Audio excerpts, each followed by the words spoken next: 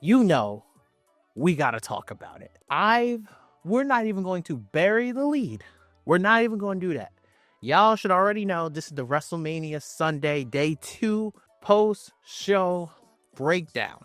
Let me tell you this. We're not going to bury the lead. John Cena is a 17-time world champion. John Cena has officially broken the record for the most titles in WWE history. The GOAT. Stop playing with that man, Jonathan Cena.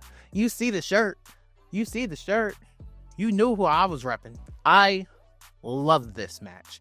It's not going to be a match that is going to be deemed as a classic match. It's not going to be something that's on the match of the year list. There is one on this card.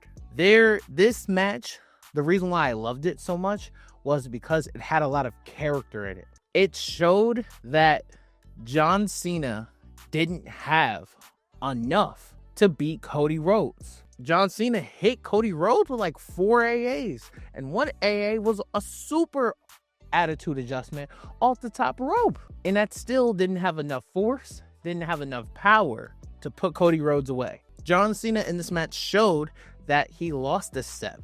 So John Cena, we got to see a desperate John Cena. Desperate, and desperation provides sometimes the best rewards. You got to do things you would never do. And that's exactly what John Cena went out there and did. I absolutely loved every single moment of that. That was fire. Are you kidding me? John Cena is a champion, a 17-time champion. Do you understand how gas that is? That is absolutely gold. And the perfect part about it is Travis Scott comes down.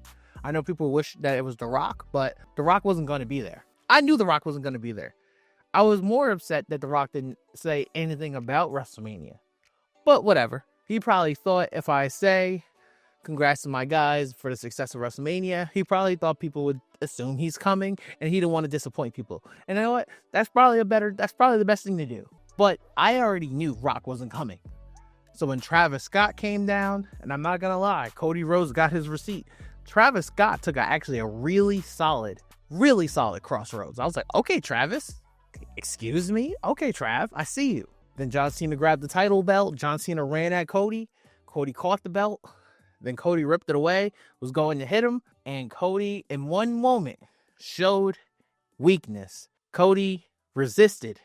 He saw his hero in his eyes, begging for mercy. And Cody couldn't pull the trigger. Cody didn't have that bad intentions in him. Then John Cena kicked him in the dick, hit him over the head with that belt, and won. 1, 2, 3. That ending probably surprised a lot of people, and it should have been that way because none of John's moves were enough to beat Cody. And that's why I think it was a great ending. And that's why it was like, to me, I love that match. And seeing my guy hoist that title for title number 17 was a beautiful thing. And I greatly enjoyed it. What a day 2 card. Day 2 card was way better than the day 1 card. For sure. Besides the main event. To me, that triple threat match last night was a better match than Cena versus Rhodes. Absolutely. This was a solid Mania. And let's take a dive into this day 2 card, what we got to see. The opening match, triple threat match for the Women's World Championship. We had Io Sky, we had Rhea Ripley, and we had Bianca Belair. Let me tell you something about these three. These 3 women looked righteous, okay? They looked beautiful. Did you see? Like, bro, Rhea Ripley, just different. Aura off the charts. Oh, Sky, I said, oh, okay, Io, I see you. Bianca Belair has the best gear of the whole show. Did you see Bianca Belair tonight? I hope Montez Ford can fight. Because good Lord almighty.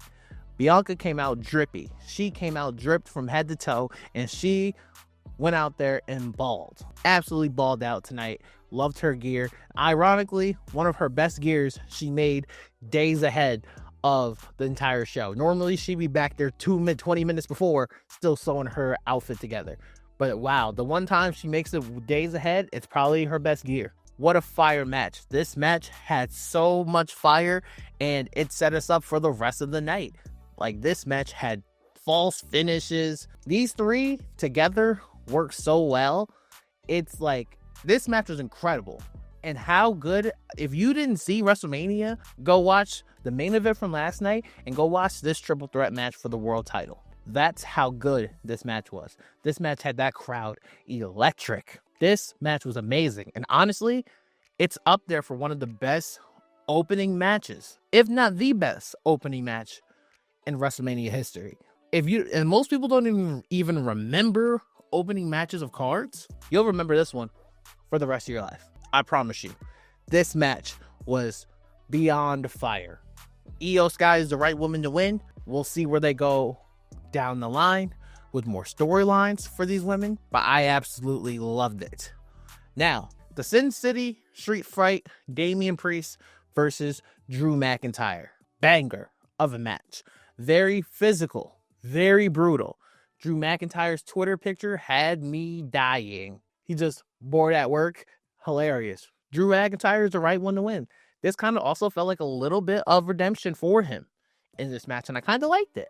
Damian Priest came out looking like a star. Truly loved it. They beat the shit out of each other, and I think it ended the right way with Drew McIntyre getting the win. This is a very solid match. It was a very good match. We started off hot. Absolutely hot.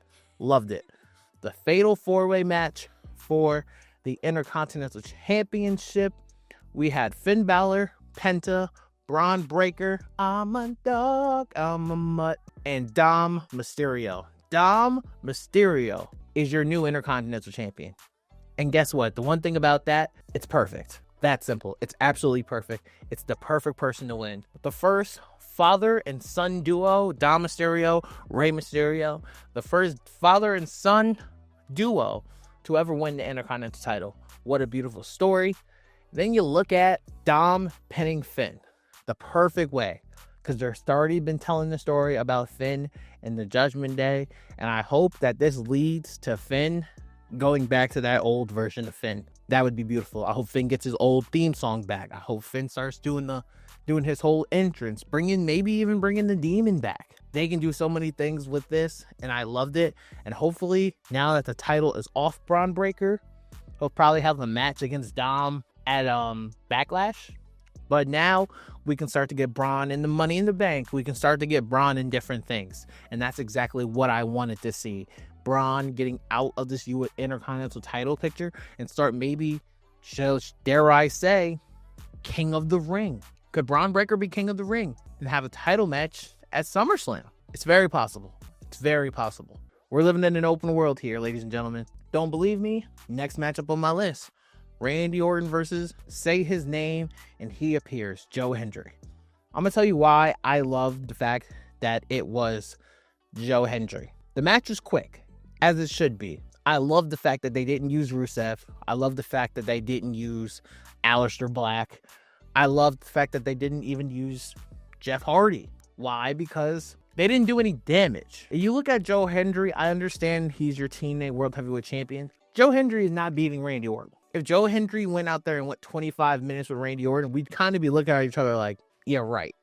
Fuck out of here. I'm just saying. I'm just being realistic. And then it was still a great look for TNA to get your World Heavyweight Champion to wrestle Randy Orton in WrestleMania. That is a huge look for TNA. Huge look for TNA. And it was wonderful. It's not like Randy Orton went out there and squashed him. Joe Hendry got some moves off on Randy Orton. It's just Randy Orton won, as he should have. Randy Orton was going to win anyway. If you have Jeff Hardy come out for this match, Randy Orton versus Jeff Hardy at least is like 15, 20 minutes off cuff. You see what I'm saying? I love the fact that this was Joe Hendry. Joe Hendry got one of the louder pops of the night, not gonna cap. Joe Hendry did his thing. I truly enjoyed this match, and I love the purpose of it. It made absolutely a lot of sense. AJ Styles versus Logan Paul. Logan Paul's entrance was gas. As somebody who's a big camera person, someone who loves cameras and video, his entrance was gas. I thought this match was everything I figured it would be. Very solid. It wasn't a good backstory leading into the match, so I kind of heard it a little bit. But Karrion Kross, AJ Styles, what we're going here on how Karrion Kross is trying to get AJ to use his evil ways, and AJ's trying to be a better person. I hope to see more of that. This is a match you can tell that was leading to something on Monday Night Raw. When is the next time we see Logan Paul again? Probably not until Money in the Bank. And that's okay. That's fine. And the reason why I'm fine with that is because I want to see Karrion Kross on my television more in 2025. I don't think this match was any harm or any foul. I would give it maybe like a B-.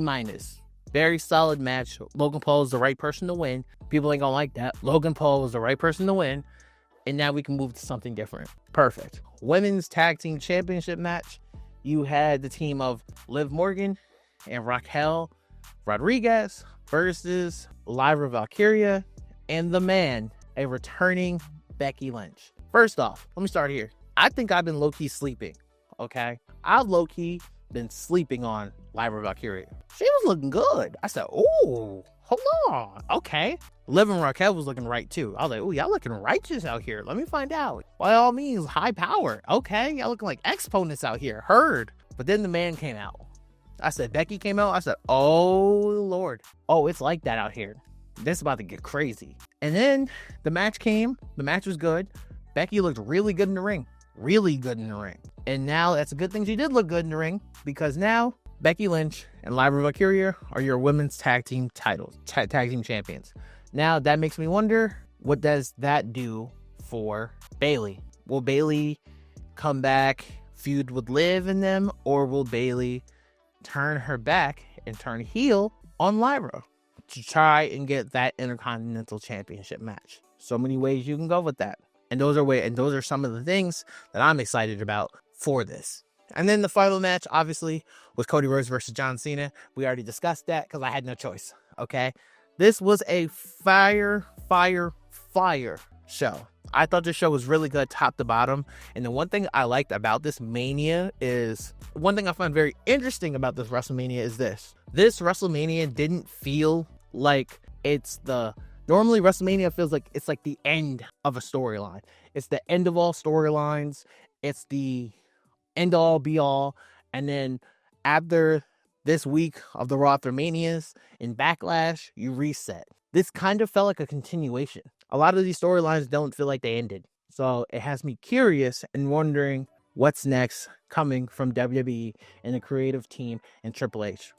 Triple H, I hope you're out there and I hope you cook, because you now, for sure, not only you have my attention, you have my homies' attention. My homies are watching WrestleMania like, bro, this is crazy. I'm back. You have the world's attention. I think you proved with TKO, with WrestleMania 41. You now have the world's attention. What are you guys going to do with it? Thank you guys for listening. Thank you guys for watching. Let me know what was your favorite match of the weekend. I enjoyed this WrestleMania a lot. Thank y'all for listening. Thank y'all for watching. Please like, comment, and subscribe. It has been your boy D, Forever Gang. And until forever finds you.